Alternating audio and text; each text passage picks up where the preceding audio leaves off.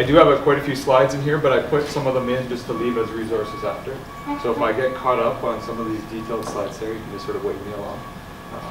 So I'm talking about broadband technology in our future workforce. Goes really well after the disruption conversation, builds on some of the stuff that both Ryan and Sean has talked about as well. Right now in Manitoba, the Rural Development Institute at Brandon University, not the RDI here, but we're doing a broadband use case study project in 8 rural communities. And why I think that's important, and one of the reasons I'm going to be sort of stringing it throughout. It's not finished yet. We're just in the middle of data collection, so I don't have concrete examples that I can put up there definitive and share. I do hope to have much more of that come September. But I can talk about how some of these things are impacting with these communities. I want to focus on looking at rural broadband needs and uses and how they can meet a lot of the opportunities. Soft core digital skills. So I know we're going to be hearing from Midas and some of the others in terms of specific technology skills that are needed, but there's some soft sort of foundational skills that are really key that we often ignore or don't put enough emphasis on. And then the other thing is that, as we've heard today, place matters. And so thriving digitally starts locally. So the many uses of broadband, really quick. December, CRTC announced that broadband's a basic service. Really essential, that's fantastic. 50 megabits down, 10 megabits up. What I think gets missed is that's a minimum standard, right? That's what they set in as a minimum. Most rural communities I've seen don't even come close to that. Europe, just after they did that in Canada in December, Europe increased its target to 100 megabits for rural communities by 2030. So this is going to be an ever-changing target for digital communities, and it's important that we understand that this is going to be an ongoing process. Like we hear about talking about resilience, this is not going to be something, this isn't going to be a journey that we reach the end soon. It's going to be for a foreseeable future. So specifically, we've heard lots about digital highways. Back in the 90s, the super information highway. Now they're talking about the internet being like a highway infrastructure so that you can build other things on top of it. I like the analogy because you can sort of see how different ways it can get used. So you can use it for education. Right? In rural communities, maybe there's not access to post-secondary education. Broadband provides that use for rural communities. Precision agriculture, one of those disruptive technologies that we're hearing about. Farmers, I'm hearing in rural Manitoba, farmers are working out of Brandon, or some of the agroeconomists that they're working with are uploading their seeding plans to the farm, who then uploads it to their tractor with any modifications depending on the latest satellite imagery. Telehealth. This is really important in our First Nations and northern communities. One of the challenges in Manitoba is not in the First Nations communities, the broadband, and the north, the broadband is getting there, but some of the challenges around the adoption in the urban centers. Doctors or specialists that maybe don't know how to use the technology or don't have the incentive to use it. Economic development. So whether it's shipping, transportation efficiencies, or whether it's shopping or selling online. Telecommuting, communications. And one of the key things is that, and I've been hearing it in Manitoba, many of the communities are saying, well, 12 megabits down, 25 megabits down, that seems good enough, right? We always hear the standard, it lets me watch my Netflix. Looking at this range of opportunities, you have to build your infrastructure, you have to build your workforce for the highest use, or sort of the future. You can't plan your infrastructure for what you need it for today. So if you need 10 megabits for Netflix today, that's not going to serve you in the future. Some of these, I'm hearing farmers talking about they want gigabit access to the farm site. And that's what you need to plan for. Digital capital. So when we're talking about this, the other sort of misconception that often happens around broadband is if you build it, that's all you have to do. You just have to get the pipe to the community, get the pipe to the house, or if you're really lucky, get the pipe to the farm. But that's not enough. The infrastructure is just the start, and it's the use. All of those things that I just talked about, and I'll give up a quick slide again, those outcomes only happen if you combine the infrastructure with skills and use.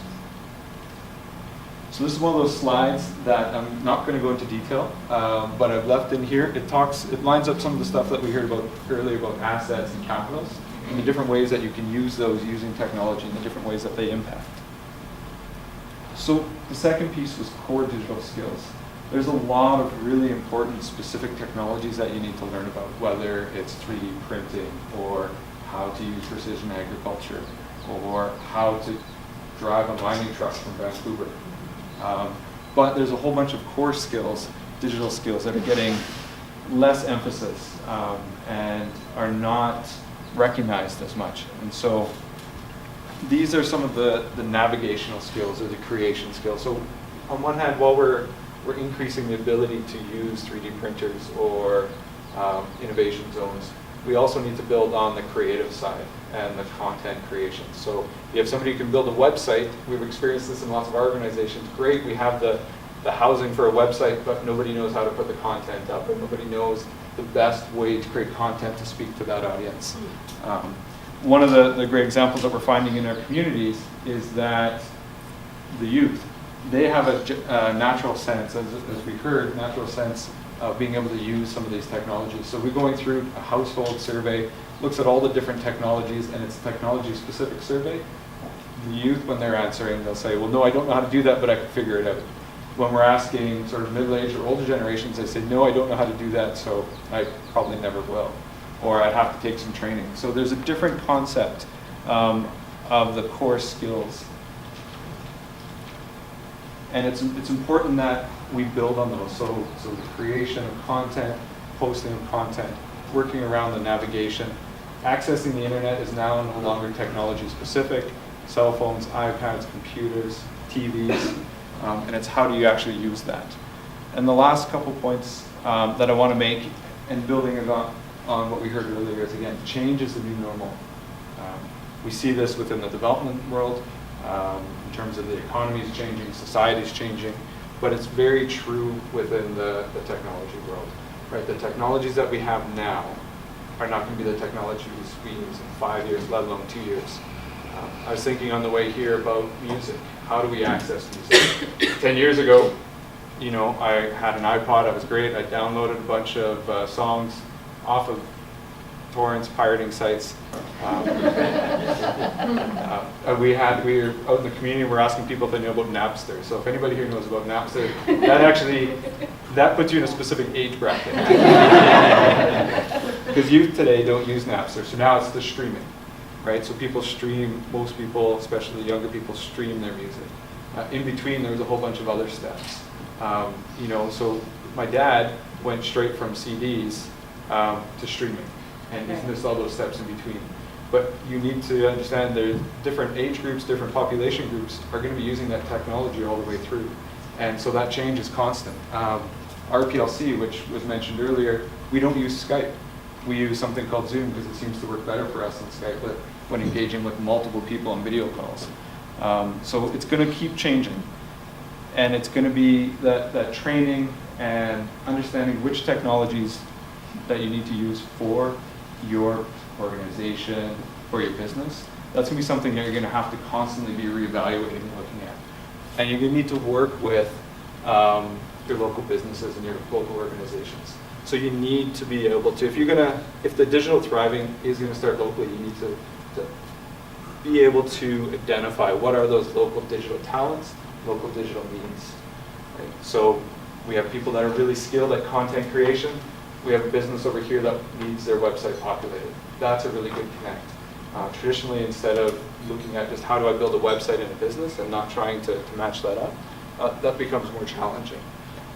You need to constantly be developing those digital skills. So again, looking at what's emerging, looking at what's needed in the region, and continuing to build that. And then celebrating local champions and leading by examples. One of the best, and I think Nelson is doing this really well. I mean, I chat with Amber and with Terry before, and you're smart community. You've been doing things like the incubation center at Midas, and you're leading by example. One of the toughest things for small communities is when the council says, hey, we want people to start, being innovative, start using all this technology and doing using broadband, but the council is not willing to sort of engage online or even post meetings on the video. So you need to lead by example. You need to keep developing skills. You need to figure out what those skills are locally. And again, the challenge is going to be that both with the technology and the social and the economic, that's going to be an ever-changing cycle. So, thank you very much.